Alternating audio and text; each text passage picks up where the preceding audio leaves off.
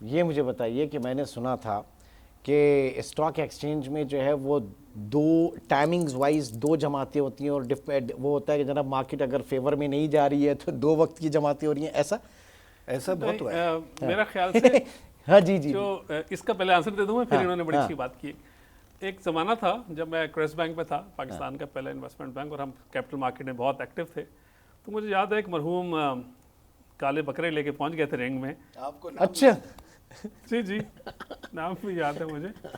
तो उन्होंने मतलब एक, हम समझते थे कि मजाक में, लेकिन ही वॉज क्वाइट सीरियस कि रिंग में इनका बकरों का खून जब बहेगा तो शायद इसके ऊपर से जो मार्केट के ऊपर प्रॉब्लम आई हुई है दूर हो जाए। Coming back to your earlier question, जो अकील भाई, आरिफ भाई, ये सारे, मुझे ये याद है कि मेरे वालिद साहब ने मुझे शुरू में बचपन में बताया कि जो तुम अपने नोट्स बनाओ ना, मेरे वालिद की राइटिंग बहुत अच्छी थी माशाल्लाह, लेकिन वो जो अपने नोट्स बनाते थे ना, वो शॉर्ट हैंड, अच्छा उनको शॉर्ट हैंड भी आती थी, लेकिन वो अपने जो नोट्स बनाते थे, मीटिंग कर रहे हैं जफर से, तो जो नोट्स बनाएंगे वो उनके अलावा कोई नहीं पढ़ सकता था। अच्छा। अकील भाई का फ़ायदा ये हुआ कि जब मैंने इनके साथ काम किया, देखा ये उल्टे हाथ से कुछ लिखते रहते हैं और बातें करते करते एक उल्टे हाथ से लिखते हैं, सीधे हाथ से कैलकुलेटर, वो दोनों चीजें देखी है मैंने उनकी, अकील भाई की। जो लिखते हैं, जो कोई नहीं पढ़ सकता, वो भी फाड़ के फेंक देते हैं। तो मेरा नहीं, कोई इसके पीछे स्टोरी होगी, किसी दिन लेंगे अकील भाई। पूछिएगा जरूर, पूछिएगा जरूर जी। वो जो देखे, मैं जिस ज़माने की बात कर रहा हूँ ना, मार्केट अगर बिल्कुल आपके अनफेवर गई हुई है तो बेचारा हर किसी के वहाँ पे मुंह लटका हुआ है, या अल्लाह मेरी पोजीशन आ जाएगी, अल्लाह। तो वो हुआ कि जनाब दो दो वक्त में जमाते हो रही हैं, वो मतलब क्यों होती हैं भाई? ये दुनिया में, पूरी दुनिया में मैं घूमा भी हूँ और ट्रेड भी किया, बिजनेस किया, ये हर जगह होता है। आपको मैंने एक ब्रोकर जो निज़ाम ऑफ हैदराबाद का था, बॉम्बे स्टॉक एक्सचेंज का, परेश खांडवाला, आपसे मैंने बात मेरी कराई थी। अच्छी दोस्ती है उनसे। अच्छा, खांडवाला से। परेश खांडवाला जब सुबह उठे तो उसके टीवी पर पहले तो 3 टिक्के लगेंगे, अच्छा। हार पहना जाएगा उस टीवी पर, और वो उसके बाद वो ट्रेड शुरू हो गया। तो ये अभी आगे सुनिए, हांगकांग में हमने काफ़ी ट्रेड किया है।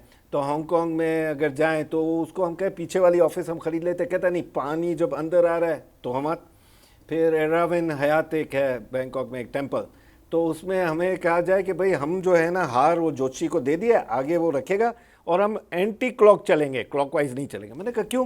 क्या हमारे बिजनेस ऐसे हैं, आप समझे? तो ये जो है किधर गई आपके तो सारा प्रोग्राम बढ़ गया भाई। आपकी सारी रिसर्च आपके One sided है। One side. ये क्या बेटे देखिए, मुझे याद है कि एक दफ़ा हमारे 3-4 दोस्त थे, लंच पे बातें हो रही थी कि मैं जा रहा हूँ मकाओ शकाओ ना, तो मैंने कहा जाता रहता, घूमता फिरता बहुत है जफर। तो कहने लगा फ्री तेरे पास $1000 है। अनफॉर्चुनेटली या फॉर्चुनेटली मेरे पास उस दिन था, मैं किसी इंटरनेशनल टूर से आया था, मेरा पड़ा, तो मैं उसको देने लगा। मैंने कहा कब वापस करेगा? तो इसने कहा कि फरीद तुझे बताया तो है मैं मकाओ जा रहा हूँ, तो मैं रोलेट खेलूंगा, जीत गया तो वापस ला के दूंगा, हार गया तो क्या। तो ये बेसिक सिंपल। मैं इतना ऑनेस्टी से तुझे बता, मैं शुरू में कह रहा था ना कि कुछ शौक ही अलग है जफर मोदी साहब। क्यों नहीं, मैं ये कह रहा हूँ कि आप पाकिस्तान में रह रहे हो ना, तो आप एक गैम्बलर तो बन गए हो।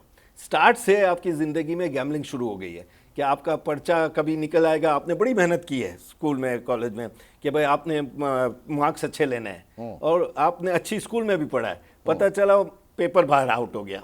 फिर अभी तो आप ये चीटिंग वीटिंग के लेवल देखो कि जो मैट्रिक कर रहा है, जो MBA तक कर रहा है, और जो MBBS तक कर रहा है, उनकी दुनिया में उस डिग्री की कोई वैल्यू ही नहीं है, ज़ीरो।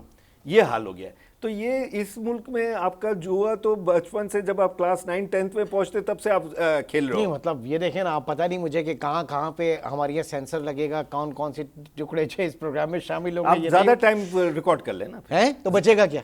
रिकॉर्डिंग मैं यही कह रहा था कि जफर मोती अगर प्रोग्राम में है तो फिर बचेगा क्या?